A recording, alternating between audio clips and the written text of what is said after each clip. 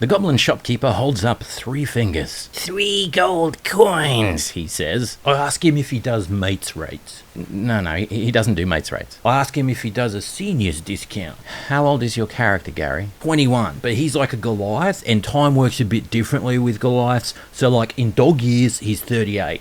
And you think a 38-year-old deserves a seniors discount? 38's pretty old, dude. Like, super old. He doesn't do a seniors discount, Gary, and now he's starting to get agitated. If you're not careful, he might raise the price. I ask him if he takes Bitcoin. He doesn't take Bitcoin, Gary. Firstly, because it's not a thing in this fantasy world. Also, he only takes gold. I pull out a fistful of Bitcoins and throw them down on the counter. The goblin shakes his head, wondering what the hell you just did. There's plenty more Bitcoins where those came from, bud. I got millions. Gary, you know that Bitcoin doesn't have any physical properties. I pull out all of the Bitcoins from my pocket and drop them on the counter until the gremlin guy's like drowning in Bitcoins because there's so many. And then I tell him it serves him right for being a doink.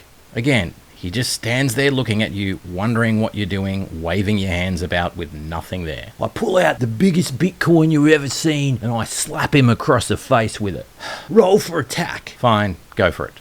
Natural 3. You miss. I take back all my Bitcoins and I put them back into my money bag. Then I walk out the door, but before I leave, I turn around and say, "You messed up, bro. You messed up big time." The goblin lets out a long sigh and begins to rethink his life choices.